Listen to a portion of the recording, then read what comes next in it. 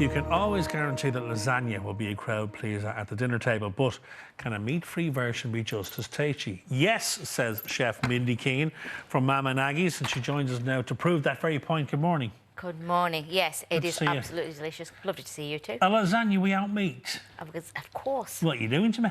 Making you healthy. Good. OK, now this is... Walk faster then, can't you? This is absolutely up my street because I love my lentils. Good, good. I do love my lentils. So this is a lentil lasagna. Basically, yeah. I'm putting together a lentil curry. I'm going to do that very quickly, then we're going to go on to... So it's a lentil curry thrown into a lasagna. So it's India meets Italy. Fantastic. So a teaspoon, quarter of a teaspoon of your cumin seeds. Let them roast in the oil so it flavours the oil. And then we're going to put in the onions. OK, so while this is sautéing, what I did, I got some green lentils. You can use whatever lentils you want. There's mungi lentils, there's yellow lentils, whatever you want, OK? Yeah. So I actually, just because I'm trying to save time here, I put a couple of lentils in there, soaked them overnight first because it helps them cook quicker. And then I just added water into that. And into that, what I'm going to do, I'm going to put in half a teaspoon of salt, right? Half a teaspoon of chili powder. Ooh, baby. And then half a teaspoon of turmeric. Lovely. And half a teaspoon of garam masala. OK? And a little chilli thrown in. Oh, a bit of fresh chilli. OK. A bit of fresh chilli. And then you just cook that together. You would put that in as you put the water into lentils. I've just pre-boiled the lentils just to save time. But that would be cooking. That then infuses all the flavours into the lentils. How long would you cook that out for then, Mindy? Until the lentils are sort of, you can pick them up and squash them a little bit there. When they're cooked through, yeah. So basically, so that I would say is ready to be put together. So first, we go back to this now. So what we're doing, we're sautéing this. Got it on the highest possible one I can get, I think.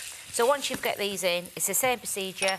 2 teaspoons of ginger, OK?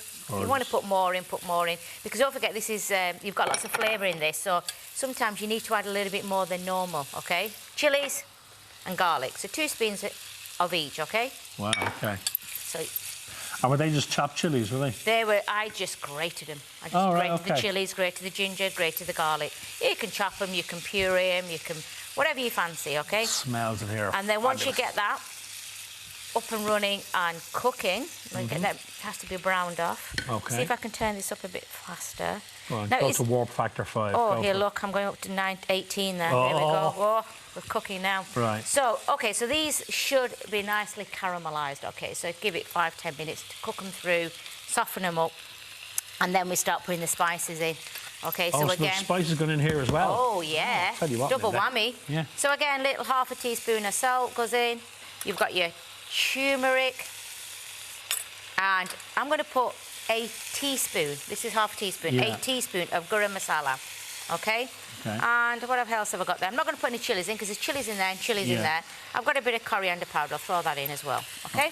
So that's your spices, and I've actually got some fresh coriander too. I'm going to throw the stalks in as well. So you want as much flavour as you can, OK? A lot of people would tend to just pull the leaves off that coriander and chuck the stalks out. That's what the flavour is, isn't it? That's the best bit of anything.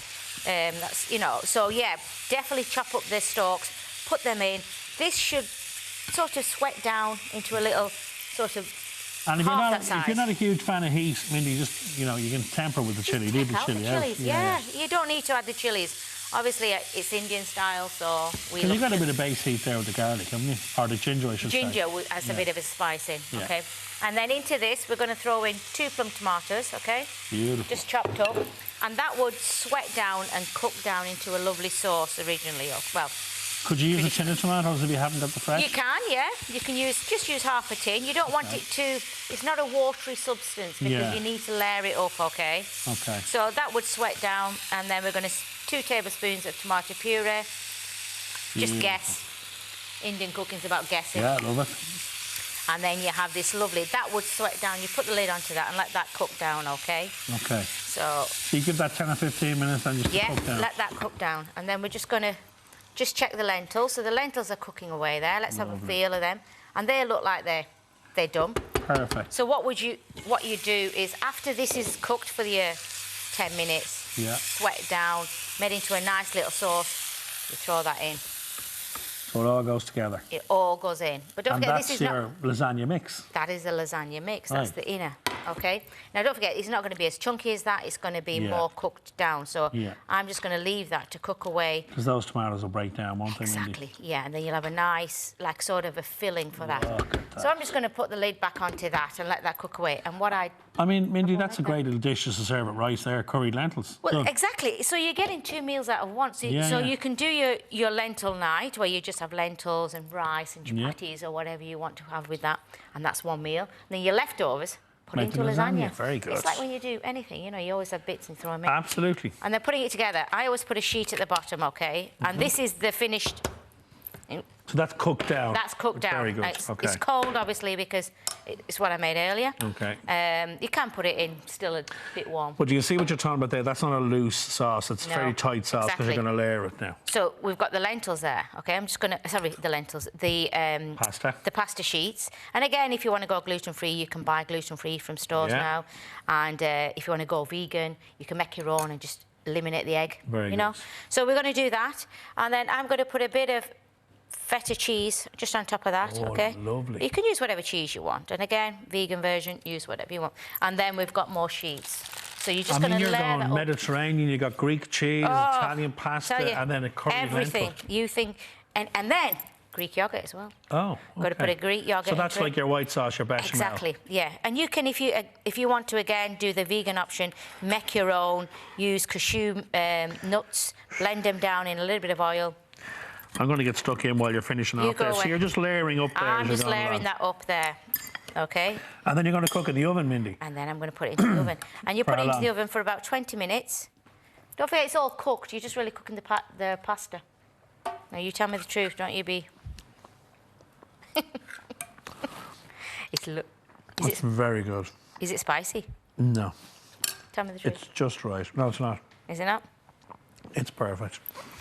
It's gorgeous. The feta cheese comes through. Is it? Yeah. And there is a bit of heat with the spice there, but it's not mad. It's not mad because you've got cheese on it and you've got your yogurt, which calms it down anyway. So I'm just building that up. And then again, the last bit topping, you just a bit of yogurt on the top, and then a bit of cheese over that. How long would you cook it for, Mindy? About 20 minutes. 180, 20 to 30 minutes, I would say. Then you've got your meal done. That is a cracking dish. Thank you, Mindy. Cheese on top. Pleasure as always. Thank you, Very welcome. Now, all recipe details are up on the website, or you can visit Mama Nagi's for more of Mindy's tasty